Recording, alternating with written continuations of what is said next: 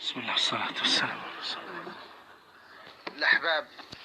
Mes très chers frères, vous avez fait une longue distance, beaucoup de sacrifices. Le dernier bayan dans l'ijtima. Il faut, chacun de nous, il faut qu'il se demande à Allah subhanahu wa ta'ala. Et on décide. Et on protège ce ramadan. Le premier qui est assis et le dernier qui se lève. Il y a des endroits avec le vide. Ce qu'il demandait, Raja'ana, s'il vous plaît, un peu de sacrifice. Chacun laisse son lit. Il vient se réunir avec les frères. Et c'est loin le parleur. Réunissez-vous autour d'un haut-parleur pour que vous écoutez toutes les paroles. Et le profit total dans ce dernier ijtima, ce qui est demandé, bien faire. Chacun nous se dirige à Allah subhanahu wa ta'ala et on demande à Allah chaque chose qu'on entend.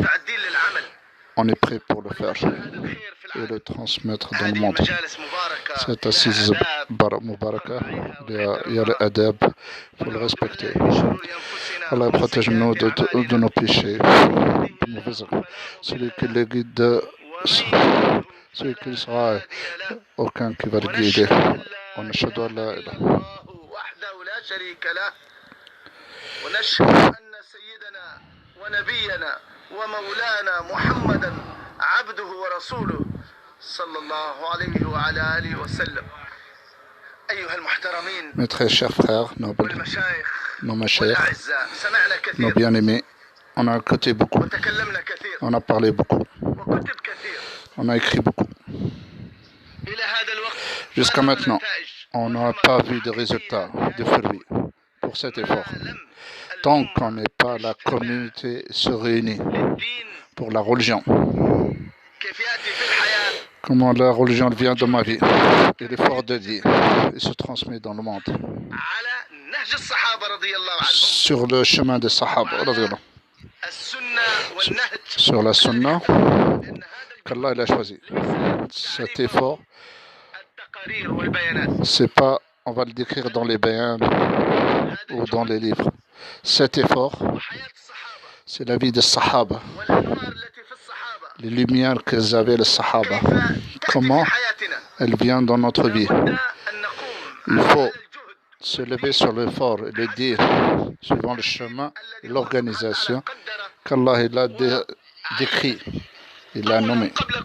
Premièrement, on doit connaître et doit savoir c'est quoi Nidam, l'organisation d'Allah et sa sunna, pour faire le din et l'effort de din. La situation de chaque époque, dans n'importe quel endroit, dans n'importe quel degré. L'organisation d'Allah et sa sunna n'a pas changé pour l'effort de din et revivre le din. Pour avoir la guidée, il y a une organisation bien détaillée, connue. On le connaît avec le da'wa et Allah. Cet effort noble, Mubarak. Lorsqu'on a délaissé, on a laissé son chemin, comme l'avait fait le Sahaba al-Kiram. Ils avaient le fruit, ils ont eu le fruit avec le fatigue, le sacrifice. Et les fruits, on n'a pas, nous, arrivé à ce fruit-là. Donc il faut revenir aux prophètes, aux messagers, jusqu'à la fin du temps. Ils sont venus pour la guider et l'éducation de la communauté et la tazkiya de la communauté. Allah, il a fait une organisation, un chemin, un seul, unique, il n'a pas changé, il ne le change pas. Tant que la Ummah, lorsque la Ummah, elle continue sur l'effort, sur le même chemin d'organisation, c'est quoi? Il ne faut pas délaisser aucun ordre, délaisser aucune sunna. Tout le monde sont réunis Il ne peut pas accepter une atome diminuée de din dans leur vie. Il ne supporte pas. Lorsqu'elle était sur le chemin qu'Allah a voulu pour installer le din, tout le monde, ils sont tous réunis pour faire l'effort de din. Si quelqu'un fait zakat, comme les chamelles, pour la corde, qu'on le donne à l'époque du Nabi sallallahu alayhi wa sallam, il ne veut pas le donner. Ils vont le combattre. Ce n'est pas qu'ils délaissent les zakats, qu'ils détestent le corde, car il n'a pas donné le zakat comme il a donné à l'époque de Nabi sallallahu alayhi wa sallam. Lorsque ils étaient réunis sur le fort de... Et c'était leur situation. Nous, doucement, Inch'Allah, les frères, on pense et on médite sur cet ordre. Dernièrement, c'est quoi l'organisation d'Allah subhanahu wa ta'ala? Et c'est quoi ses lois?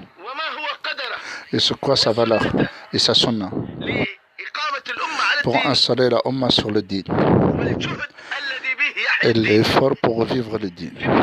Dans chaque époque, vous allez voir qu'Allah subhanahu wa ta'ala, il a mis cette organisation et ce dustour et ce chemin, ce da'wa ila Allah. Chaque prophète il est venu avec ça. Le Nabi Muhammad sallallahu alayhi wa sallam, il était envoyé avec ça. Les compagnons Sahaba al-Kiram, avec leur effort avec eux. C'est pas à leur époque surtout, mais Allah il a mis, c'est un moyen, une organisation, un destour, une organisation pour revivre le din et transmettre le din jusqu'à la fin du temps. Le din est un truc de travaux. Et dans chaque endroit de vie, s'il y a le din, et si on contredit le din dans n'importe quel endroit, les croyants, les musulmans, ils ne peuvent pas supporter. Quand ils étaient comme ça, quand ils ont fait l'effort de da'wah, méditez sur ça. Lisez l'histoire, lisez les sirah. Vous allez voir ce résultat que l'Ummah ne peut pas supporter.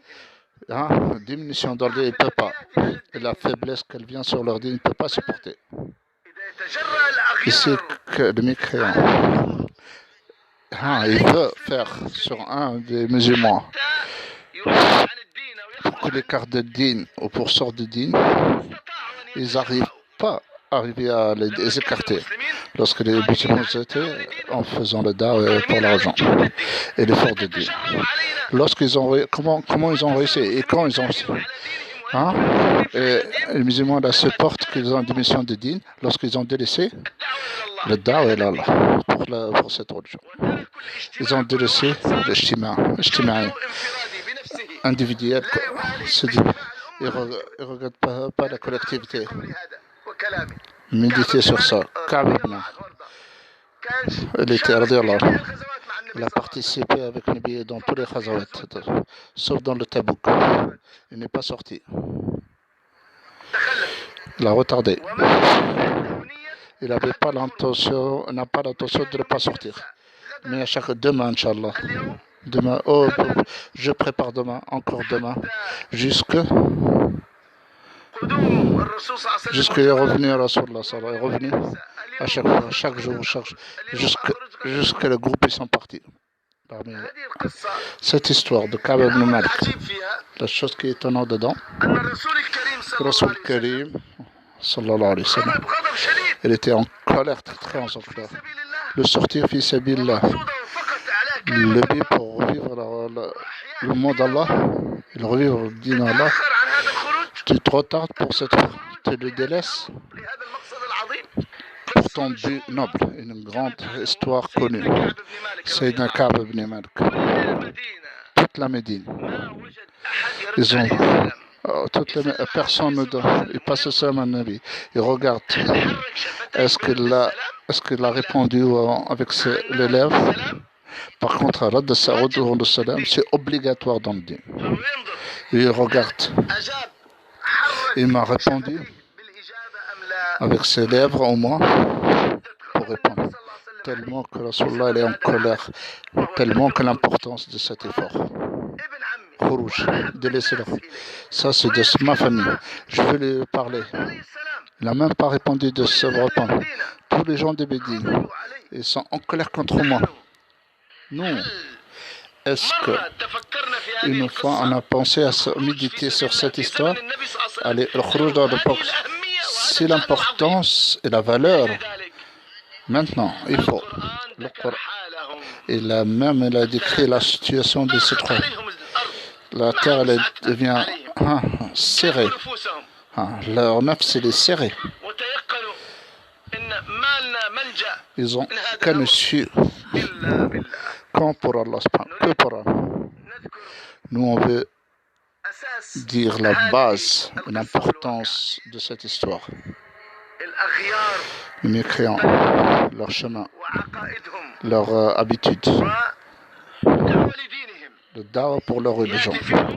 Il vient à leur tama, convoitise, et la demande dans les autres siècles. Un qui retarde pour la religion, pour le besoin de din. Il veut le prendre avec eux. Et c'est le meilleur siècle. Un seul sahabi. Il veut le prendre avec eux. Ka'b ibn Malik, il veut le prendre avec eux. Une seule fois, il a retardé pour le khuruj fi sabilillah. Le roi de Ghassan, il a envoyé une lettre. Il a dit, ton ami, il t'a délaissé, il ne veut plus te parler avec toi. Venez chez nous. On va te faire kram, on va te connaître ta valeur. C'est Ka'b ibn Malik. Dans le Harira, il a pris cette lettre, il l'a jetée dans le feu. Il a dit, le problème encore, c'est pire. Les mécréants, ils veulent me prendre avec eux. Ces histoires.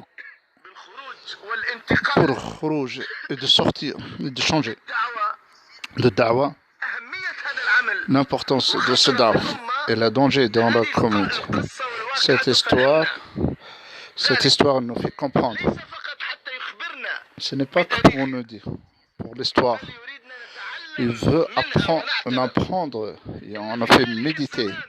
À l'époque, un seul, il a retardé. Le faux, il va l'appeler à l'appeler dans le faux. Maintenant, lorsque la Ummah, des siècles, combien le faux, il attaque dans leur vie, dans sa vie, dans ses lois, dans ses médecins. Il appelle tout avec force, il tire les musulmans pour leur vie, pour son chemin. Les Mashaykh al-Kiram, nobles, quelque chose, un ordre très très important, je vous rappelle. La Ummah qui revient, il est constant dans le din, il continue. Et la Ummah, pour qu'elle fait le din, elle soit constant. Il n'y a que ce chemin, le seul et l'unique. Ce chemin est unique. Pourquoi? Car le da'wa pour la religion, la chose qui est plus importante pour la constance, pour l'entre-religion. Elle met l'être humain sur la constance, tant qu'il fait le da'wa pour la din. Quand on a délaissé le da'wa pour notre religion, avec l'existence, les travaux nobles, grands, et on le fait, pas de doute. On va être touché par les autres. Compléter l'iman. Pour compléter l'iman et les actions dans la Ummah, Allah subhanahu wa ta'ala, pour compléter l'iman et les actions, Allah les attaché avec le da'wa. Le da'wa, c'est qu'elle revit compléter l'iman et compléter les actions dans la Ummah. Pour avoir complété l'iman et compléter les actions, Allah les a attachés avec le da'wa pour cela. On est touché par la situation où les situations nous dirigent pour le chemin des autres. Ça, c'est une faiblesse. On nous montre la faiblesse de notre humain et dans les actions aussi. Le da'wa, Cheikh Rasoul rahmatullah alayhi dit, la Ummah, elle ne comprend pas la valeur de ce travail. Car elle comprend que ce travail-là, c'est une bouger, c'est une organisation pour apprendre le din, le kalima et la salat. Il a dit, il bouge pour le da'wa. Tant qu'il n'a pas connu la kalima, il s'y corrige la kalima, il a pris la salat, maintenant il délaisse ce travail-là. Mais le da'wa, c'est compléter l'iman, compléter les actions. Et on sort, la Ummah sort de surface de l'iman, des actions, surface des actions, et elle arrive jusqu'aux profondeurs de l'iman et des actions. Que le meilleur din, le meilleur parole, celui qui fait le da'wah avec les actions. Les savants nobles, ils disent cette phrase, c'est une question avec l'inkar. On pose la question avec l'inkar, c'est pas avec la confirmation. Celui qui fait l'action en faisant le da'wah, ce qui unit le da'wah et les actions, et celui-là, il a le bonheur et la beauté dans la dîne. C'est pour ça le Mashaykh al-Kiram, Muhtaramin, noble. Première chose, et avant toute chose, il faut ouvrir notre cœur pour cette chose. Et on dit que c'est véridique, ces paroles véridiques. Allah subhanahu wa ta'ala, il a mis le da'wah pour sa religion. C'est le cause et le moyen pour la constance de la dîne et revenir et donner la force pour installer la Ummah sur la religion. Cette faiblesse dans la communauté, en délaissant le da'wah pour la religion, il faut comprendre. Où on a compris que le da'wah, pour celui qu'on l'appelle, là, je considère ça une grande défaut. Tous les prophètes étaient envoyés dans le musulman. Ils n'est pas envoyé pour le non-musulman, pour corriger les musulmans et installer les musulmans pour l'islam et fixer l'islam dans le musulman. Beaucoup de Moussa alayhi salam était envoyé son effort, la communauté, plus d'efforts sur Pharaon. Pourquoi? Il faut comprendre la base dans le da'wah. Le terrain de da'wah est celui qu'on parle avec lui, c'est le croyant. Allah Rabbul Izzah nous ordonne, les gens de l'iman, de croire. Ô croyants, croyez. Les gens de croyants, vous, avancez dans votre iman, augmentez votre Rasul al-Karim, alayhi salatu salam. Beaucoup de versions, on leur donne, les Sahaba, de renouveler leur iman. Aux gens de iman, croyez. Les Sahaba, ils ont dit ça, renouvelez votre iman.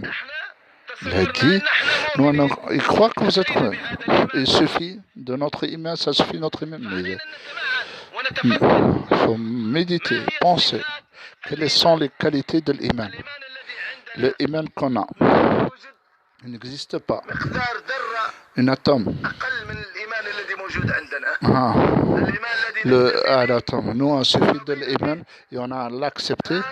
Et ce iman-là, c'est un atome. Même pas un atome. Il n'y a pas au-dessus de lui.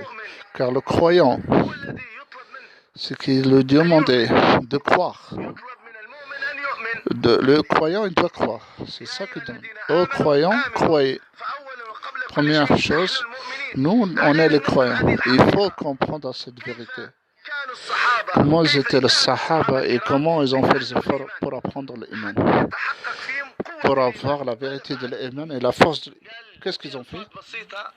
Des langues. Maintenant, il va dire. À l'époque, leur manière connue chez eux, à l'époque des Sahaba. Premièrement, les premières actions dans leur mosquée. Tous les jours. La halaqa de l'iman installée dans. Visiter les gens à l'extérieur de la mosquée. Dans toutes les catégories de la vie. Et dans toutes les catégories de la vie. Et les motive et les ramène dans l'ambiance de la mosquée. Et les fait assis dans l'assise de l'imam. Les grands sahaba. Sayyidina Omar radiallahu anhu. Sayyidina Mu'adh ibn Jabal radiallahu anhu. Sayyidina Ubay ibn Ka'b radiallahu anhu. Sayyidina Abu Hurayra. Abdullah ibn Abi Rawaha radiallahu anhu. Beaucoup de versions d'histoires Il installe l'ambiance de l'imam. Ils font le genre de son mosquée, à l'extérieur de la mosquée. Et les motifs pour qu'ils viennent directement pour la mosquée. Peu de temps, assez avec nous pour renouveler notre imam. Sayyidina Omar radhiyallahu anhu, il tient quelqu'un, un ou deux. Il a dit, viens avec moi. Viens avec moi. Il a dit, je vous explique ça, bien sûr. Levez-vous, venez avec moi. Pour peu de temps, dans la mosquée, renouveler l'imam.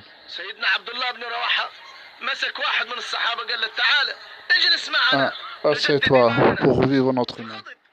Il était en colère. Il a dit, on n'est pas les mêmes croyants.